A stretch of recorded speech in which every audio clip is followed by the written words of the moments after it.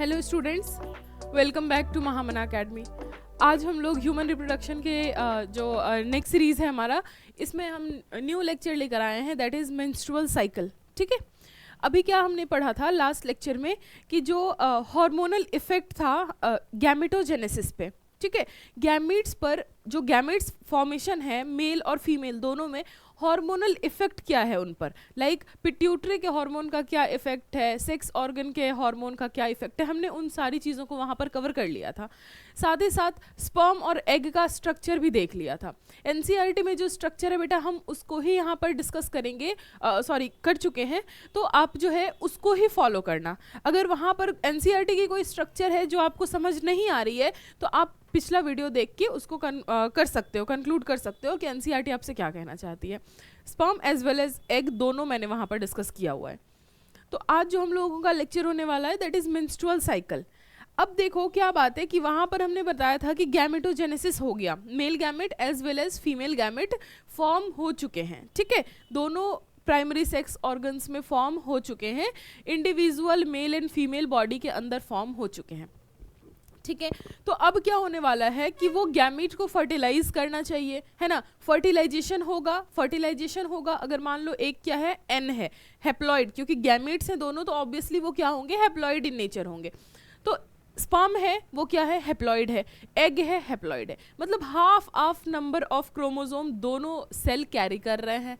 Okay, अब क्या है, वो दोनों सेल अगर फर्टिलाइज करेंगे, अगर फ्यूज करेंगे, तो वो क्या बनाएंगे, जाइगोट बनाएंगे, जो कि आपका डिप्लॉयड इन नेचर होगा। नो डाउट, यहाँ तक क्लियर होना चाहिए कि हाँ, अगर गैमेट बन गया है मेल एंड फीमेल गैमेट, तो वो क्या होगा, फर्टिलाइजेशन के लिए जाएगा, और फर्टिलाइजेशन के बाद पोस्ट फर्टिलाइजेशन इवेंट्स होंगे, ये क्लियर है। लेकिन व्हाट इफ की फर्टिलाइजेशन ना हो तो क्या होगा। ठीक है, तो फर्टिलाइजेशन नहीं होगा अगर, तो फीमेल बॉडी के अंदर कुछ चेंजेस आते हैं। ठीक है, कुछ चेंजेस आएंगे फीमेल बॉडी के अंदर। इनफैक्ट ये चेंजेस, फर्टिलाइजेशन अगर होगा तो 1 मंथ तक तो ये चेंजेस ऐसे ही कंटिन्यू रहेगा, बट आगे चल के आगे क्या होगा, मतलब after few days of fertilization फिर वहाँ पे और भी मतलब मेजर चेंजेस आने शुरू हो जाएंगे। लेकिन अगर हम बात करें कि फर्टिलाइजेशन नहीं हुआ, ओव्यूलेशन तक होता है बेटा, गैमीट फॉर्मेशन तक काम चलता है सब में, इधर फर्टिलाइजेशन हो या ना हो, गैमीट फॉर्मेशन तक का काम चलेगा। लेकिन क्या होगा जब गैमीट फॉर्म होगा बट फर्टिलाइजेशन नहीं होगा, तभी हम बात करते हैं मेंस्ट्रुअल साइकिल की। ठीक है, तभी हम क्या बात करते हैं, मेंस्ट्रुअल साइकिल की। अब मेंस्ट्रुअल साइकिल क्या है, मेंस्ट्रुअल साइकिल को अगर इजी वर्ड में हम देखना चाहें बेटा, मेंस्ट्रुअल साइकिल को इजी वर्ड में अगर आप देखना चाहो तो it is nothing but reproductive cycle occurring in a female body is known as menstrual cycle. क्या है, रिप्रोडक्टिव साइकिल जो फीमेल की बॉडी के अंदर चल रहा है, that is particularly known as menstrual cycle. Okay, menstrual cycle बोलते हैं। अब अगर हम बात करते हैं कि ये जो मेंस्ट्रुअल साइकिल है ये क्या सारी फीमेल में होगा, मतलब जितने भी एनिमल किंगडम में वैसे तो हम यहाँ पर्टिकुलरली ह्यूमन की बात कर रहे हैं, तो आपको एक चीज़ क्लियर हो गया कि ह्यूमन फीमेल के अंदर मेंस्ट्रुअल साइकिल होगा। ठीक है, लेकिन अगर हम पूछे बेटा कि कुछ इनवर्टिब्रेट का एग्जाम्पल ले लो। ठीक है, ये इनवर्टिब्रेट तक जाना तो बहुत दूर की बात है, आप वर्टिब्रेट में ही रहो। आप काऊ की बात ले लो, आप डॉग के बारे में पूछ लो, या आप रैट के बारे में पूछ लो। ठीक है, इनके बारे में अगर पूछते हो कि क्या इनकी फीमेल्स भी मेंस्ट्रुएट करती हैं या इनके फीमेल के अंदर भी मेंस्ट्रुअल साइकिल चलता है, तो ऐसा नहीं है। ठीक है, ऐसा नहीं है। क्या है, हमारे पास ऑर्गेनिज्म का अलग अलग डिस्ट्रीब्यूशन है कि एक को हम कहते हैं प्राइमेट कहते हैं बेटा, एक को प्राइमेट्स हैं एक कैटेगरी, और एक कैटेगरी है हमारे पास नॉन प्राइमेट्स। अब अगर हम प्राइमेट्स की बात करें तो प्राइमेट्स में कौन कौन आते हैं, ह्यूमन आते हैं, चिंपैंजी, ये सब क्या हो गए आपके प्राइमेट्स है। ठीक है, ह्यूमंस हो गए, एप्स हो गए, ठीक है, चिंपैंजी हो गए, ये सब क्या है आपके प्राइमेट्स के कैटेगरी में आते हैं। वहीं हम नॉन प्राइमेट की बात करें तो रैट्स हो गए, माइस, रोडेंट्स, ठीक है, ये सब क्या हो गए आपके नॉन प्राइमेट हो गए।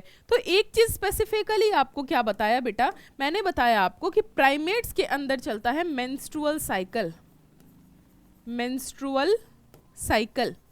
ओके, और जो इधर जो हम नॉन प्राइमेट की बात करते हैं, इधर चलता है estrous cycle, estrous cycle. Okay, estrous cycle. तो ये दो साइकिल है जो कि ऑर्गेनिज्म के फीमेल में, एनिमल के फीमेल में अकर होता है। First one is menstrual cycle, second one is estrous cycle. Menstrual cycle and estrous cycle. Estrous cycle में क्या होगा बेटा, हम यहाँ तो नहीं पढ़ने वाले, यहाँ हम नहीं पढ़ने वाले। एस्ट्रस साइकिल की बात हम बेसिकली कहाँ करते थे, जब हमारी एनसीईआरटी थोड़ी मोटी हुआ करती थी, कंटेंट और ज़्यादा होता था, तो हमारे एक चैप्टर 1 हुआ कर, आप में chapter 1 sexual reproduction in flowering plants है, हमारे में रिप्रोडक्शन इन ऑर्गेनिज्म हुआ करता था। वहाँ पर एक छोटा सा डिस्कशन था about estrous cycle and menstrual cycle, कि प्राइमेट्स में मेंस्ट्रुअल साइकिल होता है, जबकि जो हम नॉन प्राइमेट की बात करते हैं वहाँ पर क्या होता है, estrous cycle will take place. Okay, तो यहाँ पर हम क्या इसको डिटेल में नहीं पढ़ने वाले, इसको हम जो है डिटेल में पढ़ने वाले, वो भी किसके रिगार्डिंग, ह्यूमन के रिगार्डिंग बेटा, ह्यूमन के रिगार्डिंग। हम यहाँ पर मंकीज़ की बात नहीं कर रहे हैं, हम एप्स की बात नहीं कर रहे हैं, हम यहाँ ह्यूमंस के रिगार्डिंग मेंस्ट्रुअल साइकिल को इवेंट वाइज कौन कौन से इवेंट आते हैं, क्योंकि हम यहाँ पर साइकिल बोल रहे हैं ना, साइकिल बोल रहे हैं, और साइकिल का मतलब होता है बेटा सीरीज ऑफ इवेंट बोल सकते हो, सीरीज ऑफ इवेंट्स बोल सकते हो।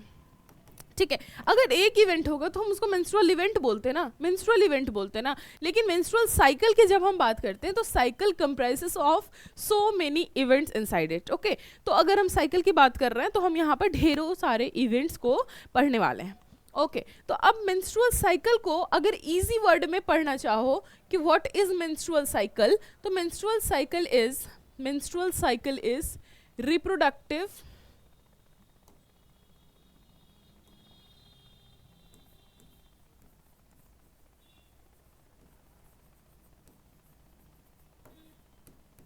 Reproductive cycle of female. Exclusively आपको फीमेल मेंशन करना है बेटा, या ह्यूमन फीमेल कर लो।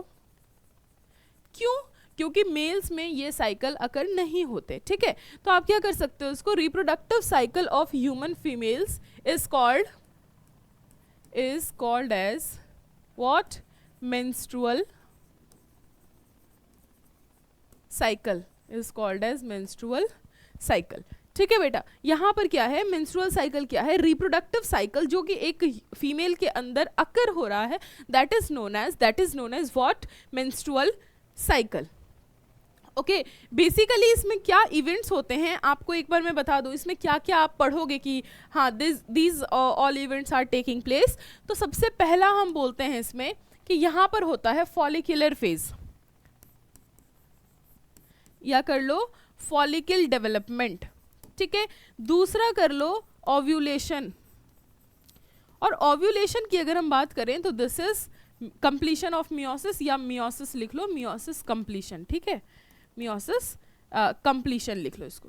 ओके, इसके बाद आ जाओ, ओव्यूलेशन के बाद क्या होता है, यहाँ पर होता है uterine wall development, uterine wall development. ठीक है, इसके साथ साथ यहाँ पर क्या होगा,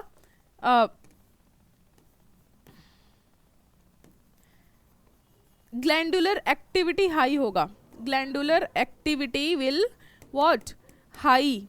ठीक है, इसके बाद हमें क्या देखने मिलेगा, इसके बाद हमें देखने मिलेगा बेटा, इसके बाद होगा कि जब यूटेराइन वॉल डेवलपमेंट हो गया, इसके बाद हमें देखने मिलेगा menses. What do you mean by menses, it is nothing but bleeding. और ब्लीडिंग क्यों होती है, because of shading of uterine wall, ये जो डेवलपमेंट हुआ है इसी का शेड ऑफ होने लगता है। और यहाँ पर भी अगर हम फॉलिकल डेवलपमेंट के पहले की बात करें तो दिस इज, यहाँ पर भी क्या होगा, ब्लीडिंग होगा। अब ब्लीडिंग के देख लो यहाँ पर क्या है, फर्स्ट मेंसेस के बाद यहाँ हम बात करें कि यहाँ एक बार मेंसेस लिखा, फिर फॉलिकल डेवलपमेंट, ओव्यूलेशन, साथ ही साथ uterine wall development and glandular activity का राइज करना, एंड अगेन मेंसेस का आना। This is completely known as a cycle. ये क्या है, इसको आप लिख सकते हो बेटा मेंस्ट्रुअल साइकिल, मेंस्ट्रुअल साइकिल। यही आपका क्या होने वाला है, मेंस्ट्रुअल साइकिल, जिसको कि हम डिटेल में पढ़ेंगे। अब क्या है, कुछ इवेंट्स ओवरी में हो रहे हैं, कुछ इवेंट्स कहाँ हो रहे हैं, लाइक इसकी हम बात करें तो क्या कहाँ होगा, ओवरी। इसकी हम बात करें बेटा तो ओवरी, ठीक है।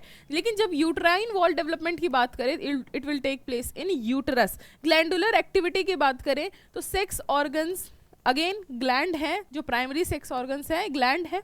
साथ ही साथ यहाँ पर क्या होंगे, यहाँ पर क्या होंगे, यूटेराइन ग्लैंड्स भी एक्टिव होंगे, यूटेराइन ग्लैंड भी एक्टिव होंगे। और अगेन मेंसेस की बात करें, this is related to uterus, क्योंकि यहाँ पर यूटेराइन वॉल जो है रप्चर होता है, यूटेराइन वॉल रप्चर होता है। तो इतने सारे इवेंट्स हैं। इनके साथ साथ हम हार्मोनल बैलेंस भी देखने वाले हैं। यहाँ पर मैं लिख दूं अगर हॉर्मोन्स, यहाँ पर लिख रही हूँ बेटा हार्मोनल इफेक्ट, तो इसको भी हम क्या करने वाले हैं, देखने वाले हैं। कहाँ पर, इसी मेंस्ट्रुअल साइकिल के अंदर, मेंस्ट्रुअल साइकिल के अंदर हम हार्मोनल इफेक्ट भी पढ़ने वाले हैं। किसका, प्राइमरी सेक्स ऑर्गन का, प्राइमरी सेक्स ऑर्गन का, दैट इज ओवरी का प्लस पिट्यूटरी का, पिट्यूटरी का, दोनों का हम यहाँ पर असेंबल करके पढ़ेंगे चीज़ों को। ठीक है, तो ये आई होप कि स्लाइड में क्या होने वाला है आप लोगों को क्लियर है कि मेंस्ट्रुअल साइकिल क्या होता है। That is reproductive cycle of human female, that is series of event है। ये क्या है, सीरीज ऑफ इवेंट है। ठीक है, ये सीरीज ऑफ इवेंट्स, बहुत सारे इवेंट्स, और इवेंट्स आपको बहुत ही क्लियरली आई होप यहाँ पर दिख रहे होंगे। ठीक है, तो इसके बाद यहाँ पर आ जाओ कि यहाँ पर क्या लिखा मैंने, यहाँ पर लिखा बेटा, यहाँ पर लिखा कि यहाँ पर है आपका menstrual cycle is what, reproductive cycle, reproductive cycle है मेंस्ट्रुअल साइकिल। अब इसके बीच में आ जाओ कि अगर हम मेंस्ट्रुअल साइकिल का, ये तो समझने के लिए था, अगर पूछे कि व्हाट इज द डेफिनेशन, तो आप क्या लिखोगे डेफिनेशन में, डेफिनेशन में आप क्या लिखोगे, डेफिनेशन में लिखोगे बेटा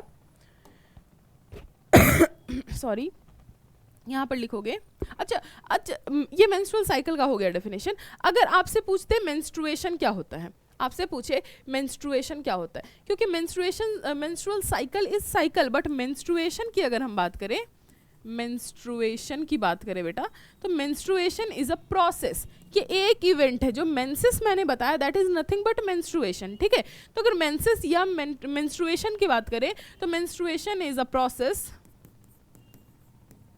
it is a process of shedding of uterine wall in the absence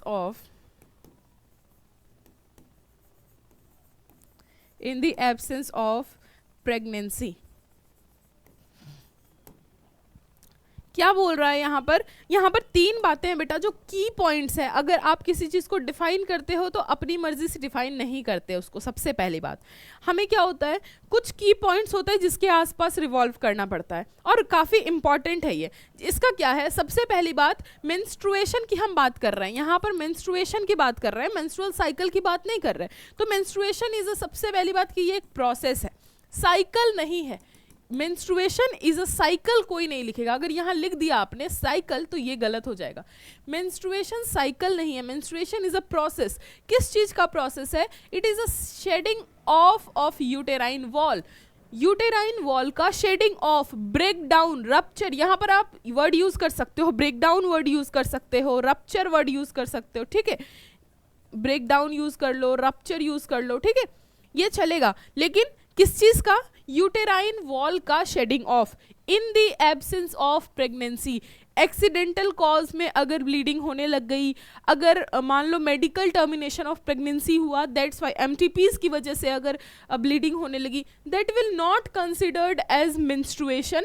menstruation नहीं बोलेंगे उसको। कब बोलेंगे, इट इज अ प्रोसेस जब यूटेराइन वॉल का शेडिंग ऑफ हो, but what is the condition, that is in the absence of pregnancy, in the absence of pregnancy। ठीक है, आई होप डेफिनेशन लिखने का तरीका आपको क्लियर हो। अब ये जो हम मेंस्ट्रुएशन की बात कर रहे हैं बेटा, ये स्टार्ट कब होता है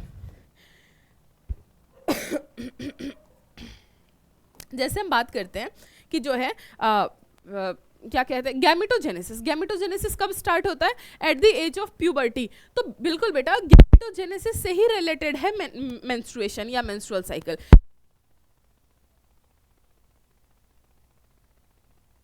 कंप्लीशन ऑफ मियोसिस 2 यहाँ पर हो रहा था। तो यहाँ पर मिनार्क के बारे में कब कब होता है साइकिल जो सबसे पहली बार ह्यूमन फीमेल के अंदर अकर होगा, पहली बार ब्लीडिंग मतलब पहली बार यूटेराइन वॉल का रप्चर मतलब पहली बार the ovulation is known as menarche.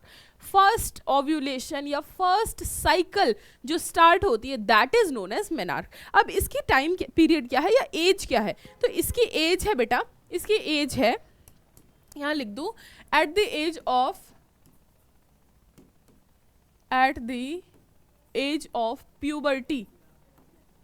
Puberty कब हो रहा है मेंस्ट्रुअल साइकिल, कब अकर हो रहा है, at the age of puberty. At the age of puberty मतलब जैसे ही बॉडी का physical growth and development complete होता है तभी क्या होता है, बॉडी अटेन सेक्सुअल मैच्योरिटी। और सेक्सुअल मैच्योरिटी मीन्स कि वो रिप्रोडक्टिव इवेंट्स के लिए तैयार हो गया, गैमेटोजेनेसिस करेगा, गैमीट ट्रांसफर करेगा, साथ ही साथ यहाँ पर मेंस्ट्रुअल साइकिल फीमेल्स के अंदर अकर होगा, तो that is known as puberty और सेक्सुअल मैच्योरिटी। तो उसी वक्त क्या होता है बेटा, मेंस्ट्रुअल साइकिल पहली बार स्टार्ट होता है। इसके बारे में अगर हम फीमेल्स में एज की बात करें तो ये क्या है, 11 to 13 ईयर्स। ठीक है, अब ये क्या है, आपको रेंज दिया गया है, ये बिल्कुल ऐसा नहीं है कि 11 ईयर्स में ही पहली बार शेडिंग ऑफ होने वाली है, ऐसा नहीं है, या 13 ईयर्स में, किसी का बेटा इससे बिलो भी 10 ईयर्स में भी हो सकता है और किसी का इट में 14 ईयर्स भी लग सकता है, depending upon the growth and development that is happening inside the body.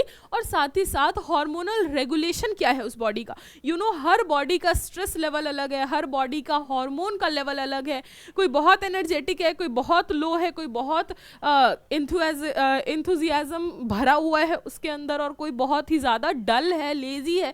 तो ये सब डिपेंड करता है बेटा हार्मोनल एक्शन पे। तो हार्मोन्स कैसे अमाउंट में रिलीज हो रहे हैं, कैसे हेल्दी हार्मोन है या नहीं, या जो हम ऑर्गन्स की बात कर रहे हैं, सेक्सुअल मैच्योरिटी की बात कर रहे हैं, तो उसमें ऑर्गन सही से हेल्दी ऑर्गन है या नहीं, लाइक अभी ओवरी की साइज कंप्लीटली फुल्ली ग्रोन है या नहीं, फेलोपियन ट्यूब तो सही है, यूट्रस का डेवलपमेंट कंप्लीटली तो हो चुका है, बहुत सारे फैक्टर। अच्छा, फीडिंग हैबिट क्या है, डेली का लाइफस्टाइल क्या है, स्लीप साइकिल क्या है, there are so many factors जिसके ऊपर मेंस्ट्रुअल साइकिल डिपेंड करता है। साथ ही साथ मेनार्क डिपेंड करता है, मेनार्क अभी मैं बताऊंगी क्या है, मेनोपॉज डिपेंड करता है, मतलब आपकी बॉडी के अंदर जो भी चीजें हो रही है, not only regarding to reproductive system only, किसी भी सिस्टम की बात कर ले, आपके बॉडी में जो भी चल रहा है बेटा, बहुत सारे फैक्टर्स हैं जो उनको इन्फ्लुएंस करते हैं। ठीक है, तो यहाँ पर हमने क्या बताया आपको कि मेनार्क या मेंस्ट्रुअल साइकिल स्टार्ट कब हो रहा है, at the age of puberty. Girls में क्या एज है, 11 to 13 ईयर्स का एज मेंशन किया हुआ है। ठीक है, अब इसके बाद हम बात करें कि मेनार्क होता क्या है। मेनार्क होता क्या है, the first menstrual cycle, the first menstrual cycle happening inside the female body is called as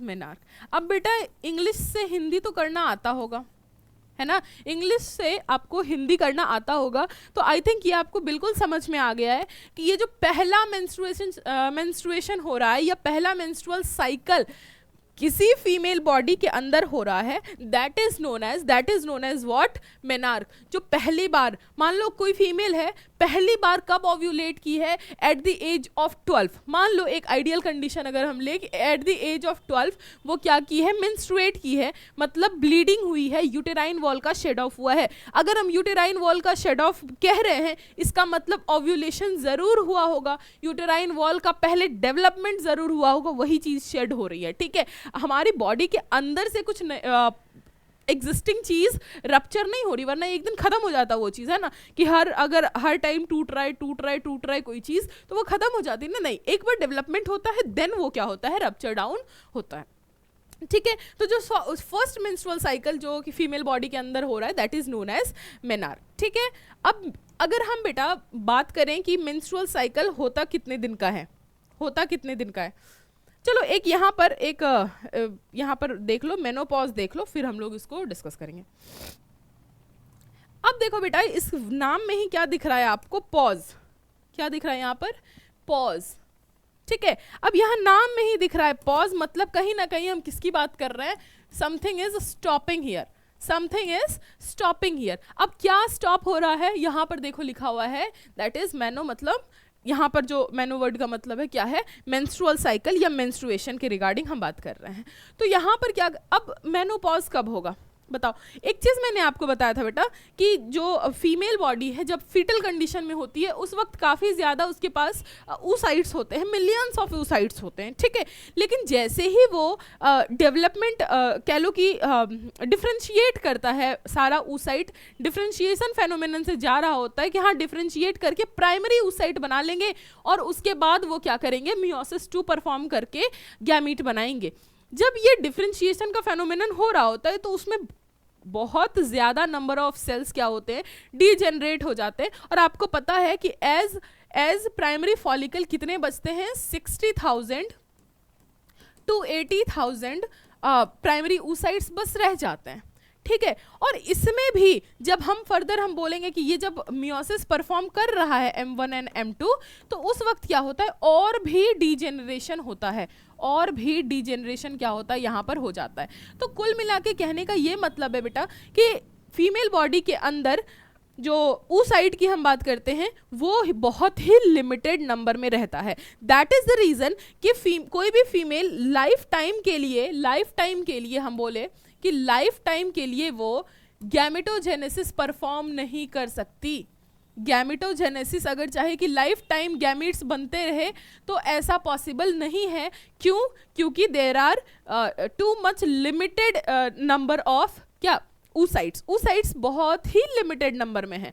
तो अब क्या है कि अब मेनार्क कब हुआ है, 11 to 13 ईयर्स में मेनार्क हुआ है, मतलब फर्स्ट टाइम ओव्यूलेशन हुआ है, मतलब फर्स्ट टाइम गैमेटोजेनेसिस हुआ है, अकर हुआ है, ठीक है। अब यहाँ पर हम बात कर रहे हैं स्टॉपिंग की, मतलब एक टाइम होगा जब क्या होगा कि वो मेंस्ट्रुअल साइकिल जो है स्टॉप हो जाएगा, मतलब सारे oocytes जो है, सारे oocytes क्या होंगे, यूज अप हो चुके होंगे, मियोसिस 2 तक परफॉर्म कर चुके होंगे, गैमेट बना चुके होंगे। अब ओवरी के अंदर क्या है, कोई भी oocyte प्रेजेंट नहीं है। तो वो जो अब oocyte जब खत्म हो गया तो किसी तरीके का गैमेटोजेनेसिस, oogenesis नहीं हो सकता, और oogenesis नहीं हो सकता, साथ ही साथ जो हार्मोनल लेवल का जो अभी तक चलता आ रहा था सीरीज वो भी डिसबैलेंस होता है। साथ ही साथ यूट्रस का भी कंडीशन जो है कह लो कि जैसे एक साइकिल में चलता रहता है वो भी अब वो इवेंट मेंटेन नहीं हो पाता है। तो हम इसको बोलते हैं कि मेंस्ट्रुअल साइकिल जो है स्टॉप हो गया, मेंस्ट्रुअल साइकिल स्टॉप हो गया। तो यहाँ पर हम अच्छा, अब जो ये स्टॉप होता है ये इसका एज क्या है, एट द एज ऑफ 50, ठीक है। 50 NCERT 50 लिखती है बेटा। अब ये 45 to 50 कर लो एक रेंज, ठीक है। किसी का 46 ईयर्स में भी मेनोपॉज हो सकता है, किसी का 47 में भी, किसी का 51 52 में भी हो सकता है। Again there are lot of factor जो कि इसको डिटरमाइन करता है, ठीक है। तो NCERT लिखती है 50, इसलिए आप 50 याद रखो, eight the age of 50।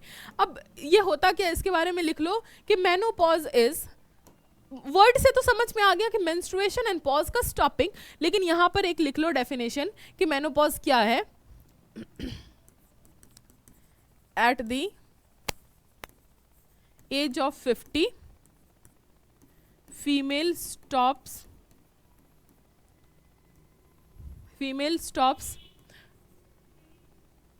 ovulation, ultimately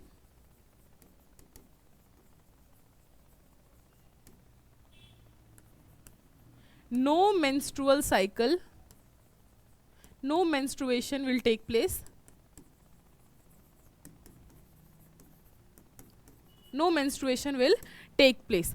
अब जो लास्ट मान लो कि 46 के एज में या 50 के एज में जो menstruation अकर हुआ था तो हम क्या बोलते हैं उसको, the last menstruation is termed as menopause, ठीक है। मतलब कि अब किसी भी तरीके का मेंस्ट्रुअल साइकिल फीमेल बॉडी के अंदर नहीं होने वाला है, ठीक है। तो हम उसको क्या बोल दिए हैं, मेनोपॉज बोल दिए हैं। आई होप यहाँ तक बेटा क्लियर होगा। अब मेन जो हमारा लेक्चर जहाँ सेंटर्ड होने वाला है, दिस इज द टॉपिक, ठीक है, ये टॉपिक है। अब इसमें क्या है बेटा, ये मेंस्ट्रुअल साइकिल जो फीमेल के अंदर जो मेंस्ट्रुअल साइकिल अकर हो रहा है, इसके बारे में कंप्लीट डिटेल है यहाँ पे। एक डायग्राम है एनसीईआरटी में जो कि पूरे मेंस्ट्रुअल साइकिल को कहीं ना कहीं खंगाल के रख देती है।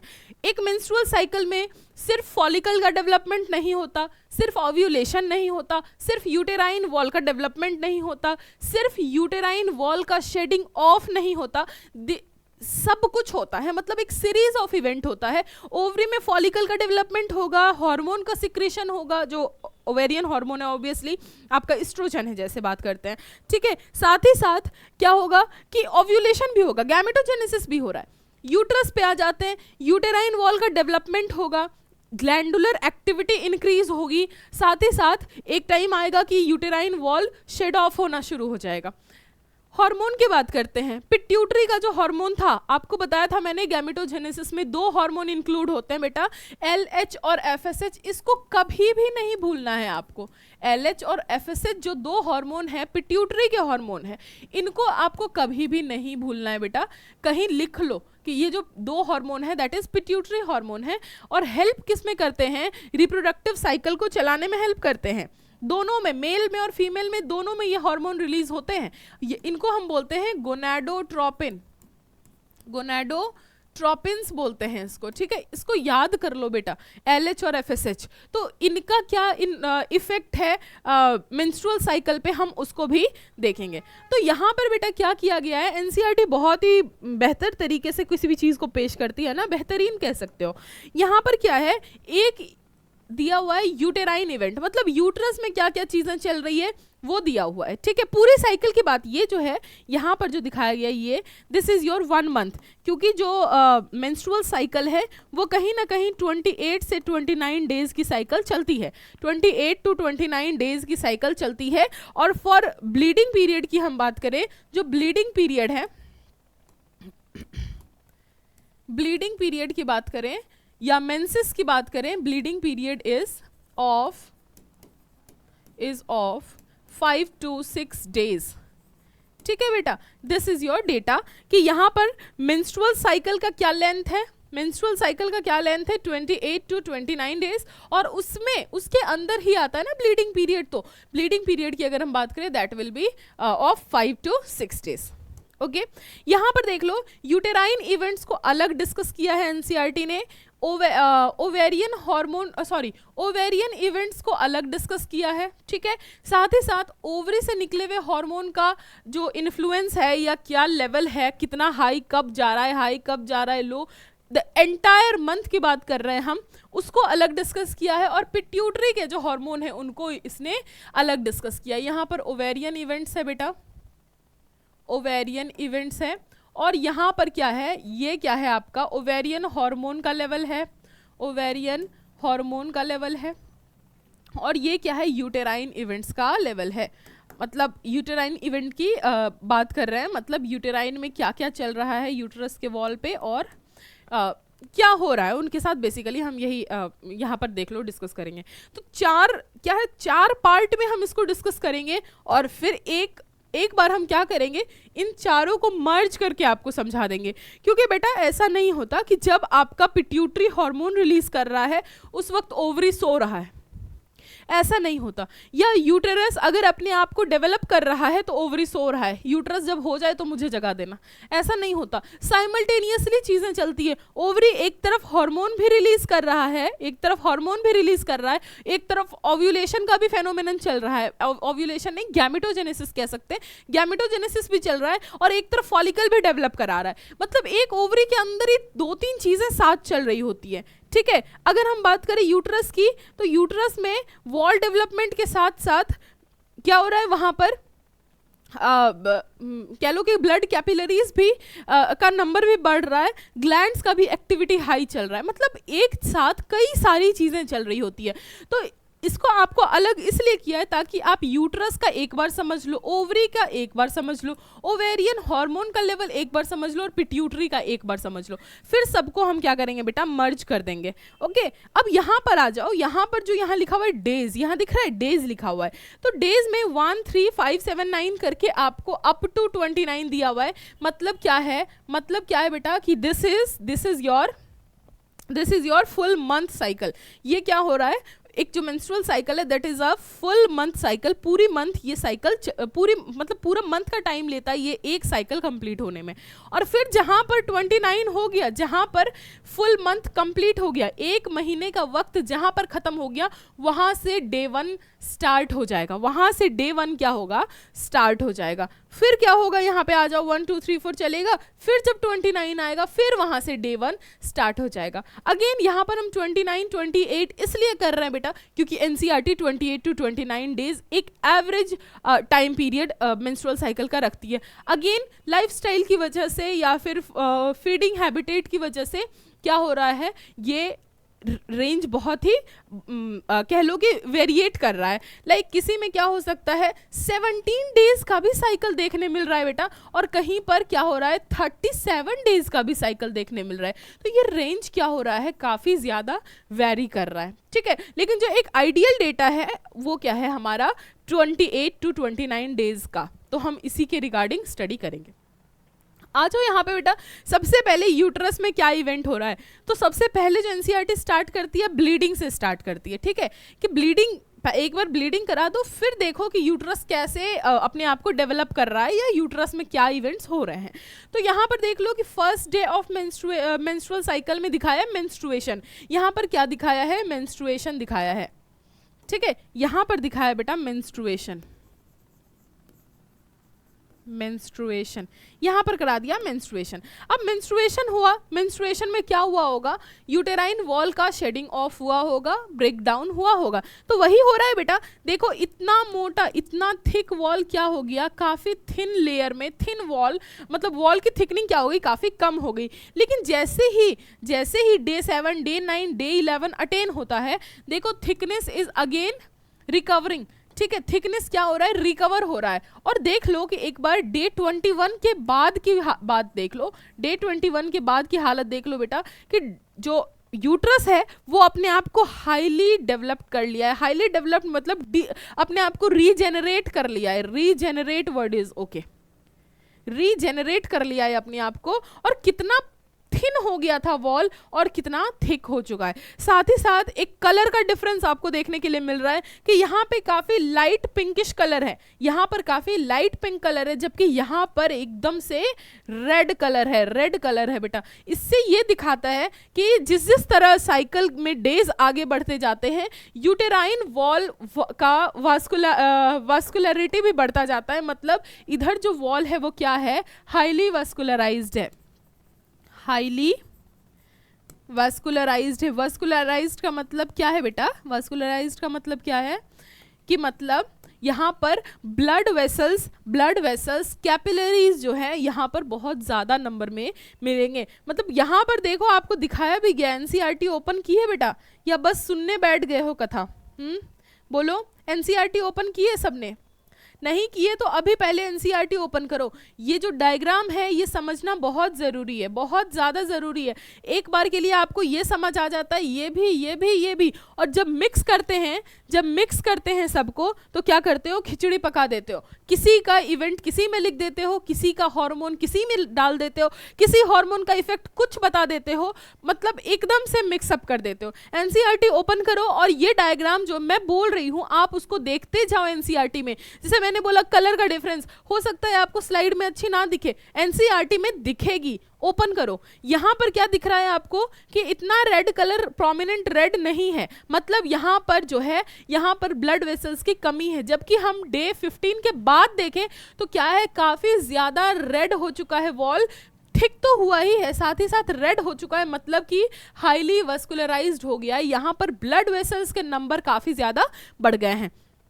ये और जब देख लो यहाँ पर जब 29 अप टू 29 डेज, इसके बाद क्या हो गया, फिर से यहाँ पर मेंसेस आ गया, मतलब फिर से यहाँ पर क्या आ गया बेटा, यहाँ पर मेंस्ट्रुएशन होना स्टार्ट हो गया, मतलब यहाँ पर ब्लीडिंग होना स्टार्ट हो गया। और ये सारा केस जो हम पढ़ रहे हैं, ये पढ़ रहे हैं इन द एब्सेंस ऑफ, यहाँ पर लिख दूँ कि मेंस्ट्रुएशन की ही जो हम बात करते हैं, मेंस्ट्रुएशन की बात करते हैं बेटा, हम साइकिल की बात नहीं कर रहे हैं, menstruation that is a process की बात कर रहे हैं हम। जब हम मेंस्ट्रुएशन की बात करते हैं, it will always takes place in absence of pregnancy. और एब्सेंस ऑफ प्रेगनेंसी का क्या मतलब है, absence of fertilization, absence of fertilization की हम बात कर रहे हैं, यही मतलब है। मतलब कि जो एग सेल है वो फर्टिलाइज नहीं कर पाया, तभी ये साइकिल होगा, मतलब तभी ये मेंस्ट्रुएशन का फेनोमेनन होगा। तो अब यहाँ पर देख लो कि यूटेराइन वॉल डेवलप तो किया खुद को, बट किसी भी तरीके का फर्टिलाइजेशन नहीं हुआ है इस केस में, इसलिए क्या हो गया, ये यहाँ पर अगेन क्या हो गई, मेंसेस का कंडीशन यहाँ पर आ गया है। ठीक है, इसके बाद आ जाओ एक बार कि ओवेरियन इवेंट को हम पहले डिस्कस कर लेते हैं। ओवेरियन इवेंट को हम पहले डिस्कस करते हैं बेटा कि ओवेरियन इवेंट में क्या चल रहा है। जब ब्लीडिंग कर रही होती है एक फीमेल, ठीक है, जब यूटेराइन वॉल का रप्चर हो रहा होता है, उस वक्त क्या होता है, ओवरी के अंदर क्या कहानी चल रही होती है, क्योंकि जो ब्लीडिंग या जो रप्चर की हम बात कर रहे हैं, ये पूरा फेनोमेनन यूट्रस के अंदर हो रहा है, बट यूट्रस के साथ साथ हम ओवरी का भी पढ़ने वाले हैं ना। तो ओवरी में क्या हो रहा है, ओवरी में होता है बेटा फॉलिकल का डेवलपमेंट, यहाँ डेवलपिंग फॉलिकल लिखा हुआ है। डेवलपिंग फॉलिकल, आपको अगर याद हो कि जब हम गैमेटोजेनेसिस पढ़ा रहे थे आपको, तो आपको एक तरफ बताया था मैंने, पूरा का पूरा क्या बताया था, oocyte का किस्सा बताया था कि किस तरीके से प्राइमरी oocyte सेकेंडरी oocyte बनता है, पोलर बॉडी बनता है, सेकेंडरी पोलर बॉडी डिजेनरेट हो जाता है, सेकेंडरी बॉडी M2 परफॉर्म करता है, मियोसिस 2, और वो ओवम बनाता है और एक सेकेंड पोलर बॉडी बनाता है, again second polar body degenerate होता है। ये जो पूरा मैं oocyte का किस्सा आपको कह रही थी, उसके साथ ही साथ पैरेलली क्या चल रहा था, आपको फॉलिकल का भी कहानी चल रहा था कि प्राइमरी फॉलिकल कैसे बना, फिर प्राइमरी फॉलिकल कैसे सेकेंडरी फॉलिकल बना, सेकेंडरी फॉलिकल कैसे टर्शियरी फॉलिकल बना, फिर mature follicle that is known as Graafian follicle का फॉर्मेशन हुआ। ये सारी चीजें पैरेलली चल रही होती है, तो उसको यहाँ पर समझना पड़ेगा आपको। अगर आपको बेटा अभी भी प्राइमरी फॉलिकल, सेकेंडरी फॉलिकल मतलब फॉलिकुलर फेज और oogenesis के फेजेस में प्रॉब्लम है, अगर कंफ्यूजन है, तो आप लास्ट लेक्चर देखो बेटा, जो गैमेटोजेनेसिस का मैंने फीमेल गैमेटोजेनेसिस का जो लेक्चर दिया है उसको जाके देखो, एनसीईआरटी पढ़ो, क्लियर हो जाएगा। इतना ज़्यादा मुश्किल नहीं है, इतना ज़्यादा मुश्किल नहीं है बेटा। बस क्या है, कॉन्सेंट्रेट करके जो पैरा आप पढ़ने जा रहे हो oogenesis का, बिल्कुल 100% माइंड वहीं पर कॉन्सेंट्रेट करना। ये नहीं कि एक oogenesis में चल रहा है, oogenesis में चल रहा है दिमाग, पढ़ रहे हो, और आधा दिमाग आपका चल रहा है अरे बोर्ड का पेपर है, बोर्ड का पेपर तो आ रहा है बेटा, पढ़ना पड़ेगा। अगर पूरा साल मेहनत नहीं किए हो तो अभी एकदम जी जान लगा दो, ये भी पढ़ो, वीडियो भी देखो, बुक भी ओपन करो, नोट्स भी करो, सब करना पड़ेगा अगर पूरा टाइम मेहनत नहीं किए हो। और अगर किए हो तो वीडियो देख के भी हो जाएगा, एनसीईआरटी पढ़ के भी हो जाएगा। ठीक है, पैनिक मत करो, पढ़ाई करो। यहाँ आ जाओ कि ओवरी में क्या चल रहा है बेटा। ओवरी में क्या बताया था कि प्राइमरी oocyte जो है, जब बताया था कि फीटल स्टेज में प्राइमरी oocyte क्या होता है, मियोसिस 1 में एंटर कर जाता है और डिप्लोटीन में जाके कहीं ना कहीं सीज ऑफ हो जाता है या अरेस्ट हो जाता है। ठीक है, मतलब एक्टिविटी फिर आगे नहीं बढ़ती है। तो उसके बाद क्या होता है, उसके बाद डे 1 में क्या होता है, वही प्राइमरी oocyte प्राइमरी फॉलिकल बनाता है। और देख लो ये प्राइमरी फॉलिकल है, फॉलिकल में क्या डिफरेंस है, फॉलिकल और oocyte में क्या डिफरेंस है। oocyte इज अ सेल, जबकि फॉलिकल क्या है, फॉलिकल क्या है, क्लस्टर ऑफ सेल बोल सकते हो, जिसमें कि सेल की लेयरिंग होती है और अंदर में एक कैविटी होती है, फ्लूइड फिल्ड कैविटी होती है, या कह लो कि अंदर अब जब ये डेवलप हो जाएगा फॉलिकल ना, तब हमें ये फ्लूइड फिल्ड कैविटी दिखेगी। ये फ्लूइड फिल्ड कैविटी कब दिखेगी, after the maturation of follicle. ठीक है, लेकिन उससे पहले भी देखो थोड़ी थोड़ी कैविटी हमें दिख रही है, इससे पहले थोड़ी थोड़ी कैविटी दिख रही है और यहाँ पर हल्की सी दिख रही है और यहाँ बिल्कुल नहीं दिख रही। तो ये क्या है, डेवलप नहीं किया है अभी फॉलिकल, अभी डेवलपिंग है, डेवलपिंग कंडीशन में है फॉलिकल। डेवलप कर जाएगा तो आपको वो सारी चीज़ें दिखने लग जाएंगी। तो यहाँ पर देखो सबसे पहले क्या है, प्राइमरी फॉलिकल है बेटा, प्राइमरी फॉलिकल है, प्राइमरी फॉलिकल सेकेंडरी फॉलिकल में कन्वर्ट हुआ, सेकेंडरी टर्शियरी में कन्वर्ट हुआ, टर्शियरी फर्दर मैच्योर फॉलिकल में कन्वर्ट हो गया। That mature follicle is known as Graafian follicle. इसी को हम क्या बोलते हैं, ग्राफियन फॉलिकल बोलते हैं। कई बार आपको ग्राफियन फॉलिकल का डायग्राम आ जाता है एग्जाम में बनाने की, draw a well label diagram of Graafian follicle. ठीक है, तो अब ग्राफियन फॉलिकल में यही डायग्राम बना हुआ है एनसीईआरटी में जो बनी हुई है। ठीक है, जूम करके देखो जाके एनसीईआरटी, और वहां पर देखो ग्राफियन फॉलिकल का एक डायग्राम बना हुआ है, और ये कई बार आता है। उसमें आपको एंट्रम दिखाना बहुत जरूरी है। ठीक है, कि एंट्रम कहाँ है, सेकेंडरी ऊसाइड दिखाना जरूरी है, फॉलिकल के जो ग्रेनुलोजा सेल्स है वो सब मेंशन करना वहां पर जरूरी है। ठीक है, उसके बाद क्या होता है, आ जाओ यहाँ पे, कि यहाँ प्राइमरी फॉलिकल बना बेटा, ये सेकेंडरी फॉलिकल है, ये टर्शियरी फॉलिकल है, और ये आपका मैच्योर और ग्राफियन फॉलिकल कह सकते हो। ये सब चल रहा है आपका स्टार्टिंग के डेज में। मतलब जैसे आपको बोला कि 28 दिन का साइकिल है या 29 दिन का साइकिल है, तो उसमें क्या हो गया, up to 13 days, 12 to 13 days ये फॉलिकल का डेवलपमेंट हुआ। और जैसे ही 12 टू 13 डेज तक पहुंचा सेल मेंस्ट्रुअल साइकिल हमारा, वहां पर क्या होता है, मैच्योर फॉलिकल में कन्वर्ट हो जाता है। यहाँ तक क्लियर है। अब जैसे ही 14 टू 15 डेज के बीच में, मतलब ये जो ओव्यूलेशन का फेनोमेनन है ये आपका 14 टू 15 डेज के बीच में होता है। मतलब जैसे ही साइकिल 14th डे तक पहुंची, 15th डे को पहुंची, तो वो जो रेंज है 1 to 2 डेज का, वहां पर ओव्यूलेशन होता है। And what do you mean by ovulation, Graafian follicle से सेकेंडरी oocyte का स्पिल आउट हो जाना, या हम कह लें कि सेकेंडरी oocyte का मियोसिस 2 कंप्लीट कर देना और ओवम और सेकेंड पोलर बॉडी बना देना। तो ओवम का रिलीज हो जाना from the ovary is known as ovulation. Ovulation क्या है, ओव्यूलेशन क्या है, it is the release of ovum, release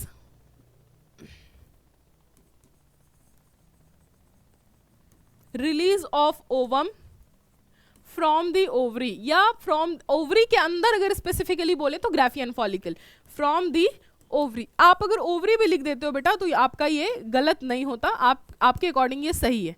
ठीक है, आपको मिल जाएंगे मार्क्स। तो आप लिखोगे release of ovum from the ovary is known as ovulation. This is what happening in 14 to 15 days. ठीक है, अब 14 टू 15 डेज के बाद क्या हुआ, ओवम जो है निकल के कहाँ चला गया, ओवरी से बाहर चला गया। और ओवरी से बाहर कहाँ जाएगा, फैलोपियन ट्यूब में, क्योंकि आपको मैंने बताया था कि फैलोपियन ट्यूब का जो वाइडर पार्ट है, एम्पुलर रीजन, वहीं पर फर्टिलाइजेशन होगा, स्पर्म वहीं पर ट्रांसपोर्ट होकर आएगा। ठीक है, तो अब यहाँ पर क्या हो रहा है कि यहाँ ओवम आपका निकल के एम्पुला में चला गया। लेकिन व्हाट अबाउट दिस फॉलिकल, ये जो ग्राफियन फॉलिकल था उसका क्या होगा, क्योंकि ये तो सेल्स की लेयरिंग थी, फ्लूइड फिल्ड कैविटी थी। फ्लूइड की अगर हम बात कर रहे हैं तो वहां पर कुछ ना कुछ हार्मोन्स होंगे, कुछ ना कुछ केमिकल्स होंगे।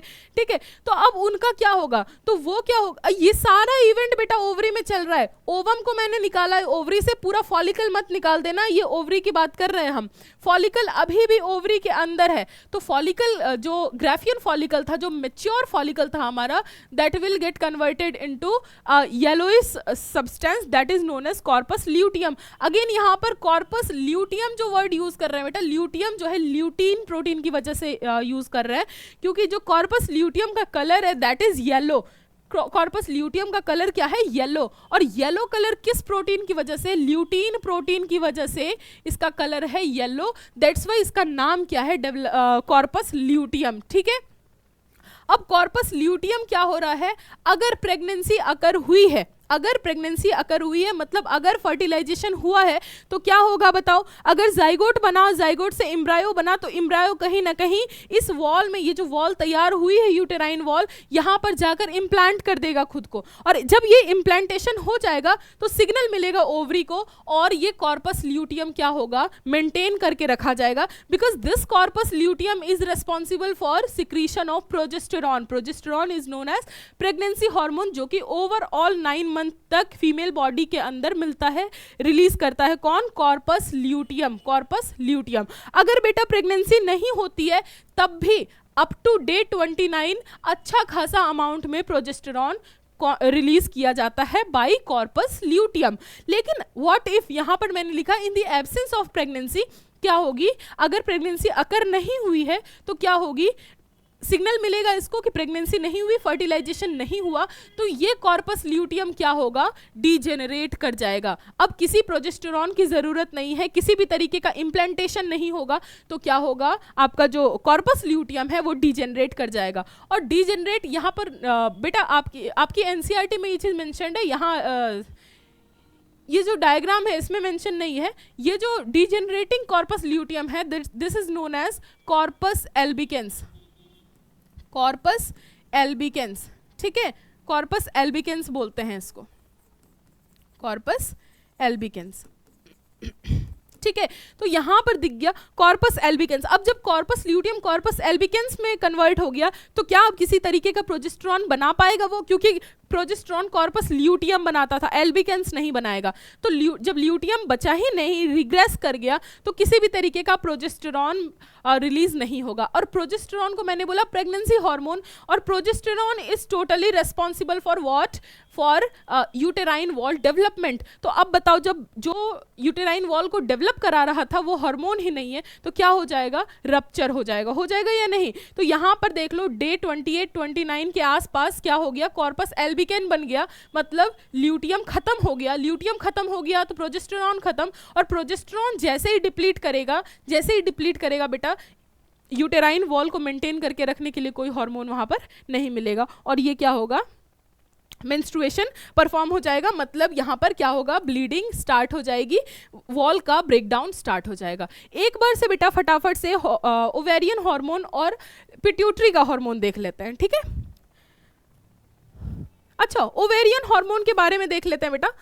पहले पिट्यूटरी का देख लो, पिट्यूटरी का मैंने क्या बोला कि LH और FSH रिलीज करता है पिट्यूटरी एज गोनाडोट्रोपिन। मेल में भी रिलीज होता है, फीमेल में भी रिलीज होता है। मेल के फंक्शन कमेंट सेक्शन में लिखो, मेल में LH और FSH कहाँ एक्ट करता है और फंक्शन क्या है। यहाँ पर हम फीमेल की बॉडी की बात कर रहे हैं, यहाँ पर हम फीमेल के बारे में डिस्कस करेंगे कि मेंस्ट्रुअल साइकिल में LH और FSH का क्या रोल है। LH का फुल फॉर्म बताया था बेटा, दिस इज ल्यूटिनाइजिंग हार्मोन, और ये आपका फॉलिकल स्टिमुलेटिंग हार्मोन है। FSH का तो एकदम समझ में आ रहा है, मतलब कि ये क्या कर रहा है, फॉलिकल स्टिमुलेटिंग हार्मोन अगर हम इसको बोल रहे हैं तो ये कहीं ना कहीं फॉलिकल को डेवलप करा रहा है, और ये फॉलिकल को डेवलप कराने का जो सिस्टम है बेटा, ये देख रहे हो अप टू 13-14 डेज चल रहा है। तो FSH ये रेड वाला है, ये रेड वाला जो है ये क्या है, FSH है। तो ये क्या देख रहे हो, आपके FSH का लेवल अच्छा खासा मतलब मेंटेन्ड है, बहुत ज्यादा नीचे की तरफ नहीं चला गया। इस तरीके से कोई साइकिल हमें नहीं मिल रही, ठीक है, मतलब मेंटेन्ड है, ठीक है। FSH का लेवल मेंटेन्ड है ब्लड में। FSH रिलीज कहाँ से हुआ है, फ्रॉम द पिट्यूटरी से वो रिलीज हुआ है, और ब्लड स्ट्रीम में आपको दिख रहा है। But at the time of ovulation देखो, at the time of ovulation क्या हो गया, FSH का लेवल थोड़ा सा और बढ़ गया। क्यों बढ़ गया, क्योंकि यहाँ पर मैच्योर फॉलिकल बनाना है ना, मैच्योर फॉलिकल का एकदम पीक पर जाकर डेवलपमेंट कराना है, तो FSH ज़्यादा चाहिए। और फिर क्या हो रहा है, फिर जब फॉलिकल का अब जरूरत नहीं है तो क्या हो गया, वो काफ़ी रैपिडली, देख लो यहाँ पर किस तरीके से रैपिडली वो डिक्लाइन किया है।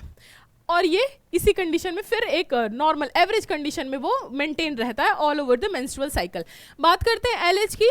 LH देखो पहले क्या है, डे 1 में क्या है बेटा, या मेंस्ट्रुअल साइकिल के मेंस्ट्रुएशन के दौरान क्या है, LH आपका FSH से कम है, LH क्या है आपका FSH से कम है।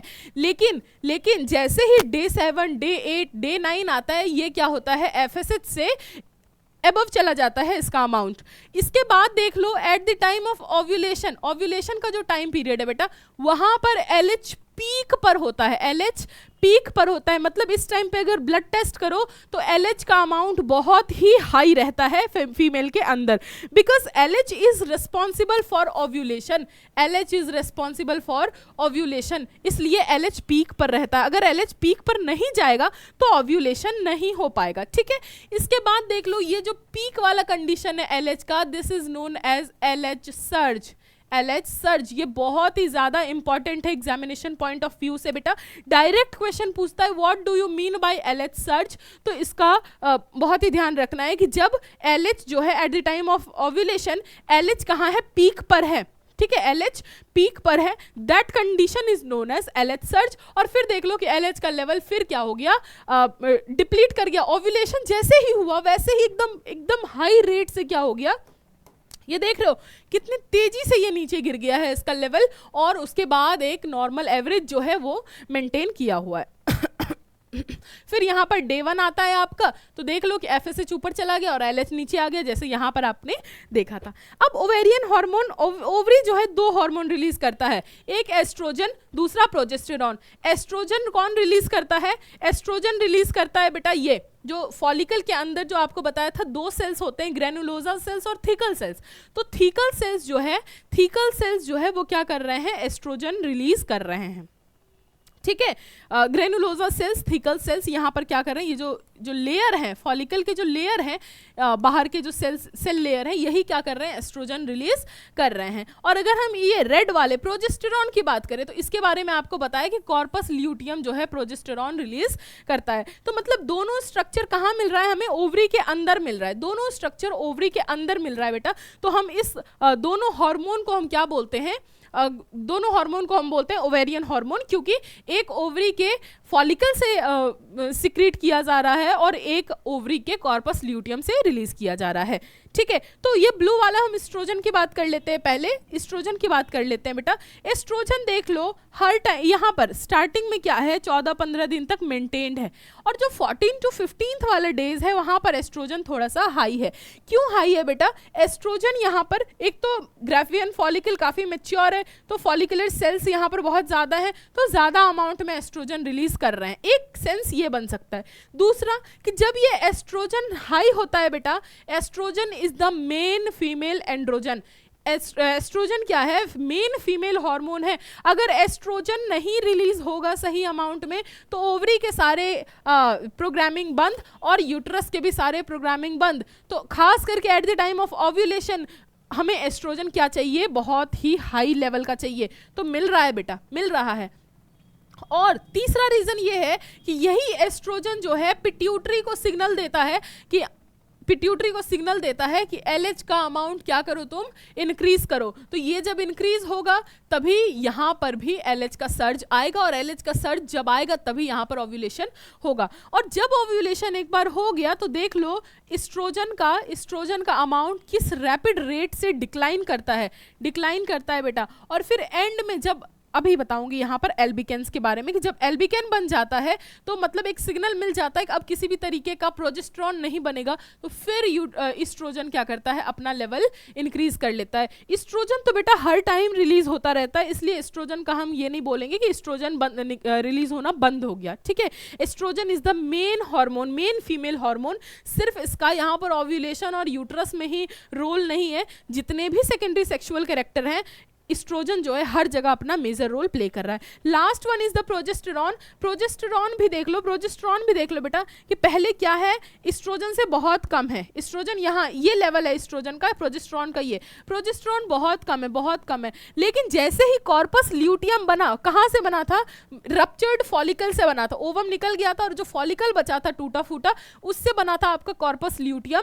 तो कॉर्पस ल्यूटियम क्या करता है, बहुत ही ह्यूज अमाउंट में प्रोजेस्टेरॉन रिलीज कराता है, बहुत ही ह्यूज अमाउंट में क्या किया उसने, प्रोजेस्टेरॉन बनाया और रिलीज कराया ब्लड स्ट्रीम में। और ये प्रोजेस्टेरॉन के वजह से ही यूट्रस के वॉल में भी आप देख पा रहे हो कि जहां से ये इंक्रीज होना स्टार्ट हुआ वहीं से यूट्रस वॉल की थिकनेस भी इंक्रीज होनी स्टार्ट हुई। मतलब ये यूट्रस के जो थिकनेस है, यूटेराइन वॉल का जो थिकनेस है उसको मेंटेन करके रखा है प्रोजेस्टेरॉन। लेकिन जैसे ही पता चलेगा कि प्रेगनेंसी नहीं हुई, एब्सेंस है प्रेगनेंसी, किसी भी तरीके का फर्टिलाइजेशन नहीं हुआ, तो आपको बताया कि कॉर्पस ल्यूटियम एल्बिकेंस में चेंज हो जाएगा। और जब ये स्ट्रक्चर ही नहीं रहेगा तो किसी भी तरीके का प्रोजेस्टेरॉन फर्दर ये नहीं बना पाएगा। जब स्ट्रक्चर ही रप्चर हो गया, मान लो ओवरी एस्ट्रोजन बना रहा है, ओवरी ही रप्चर कर दो, ओवरी ही खराब कर दो, तो एस्ट्रोजन मिलेगा नहीं मिलेगा बेटा, क्योंकि सोर्स ही हमने खत्म कर दिया, सोर्स ही खत्म हो गया। तो सोर्स खत्म हो गया तो क्या हो गया, प्रोजेस्टेरॉन का लेवल बहुत ही अचानक से क्या हो गया,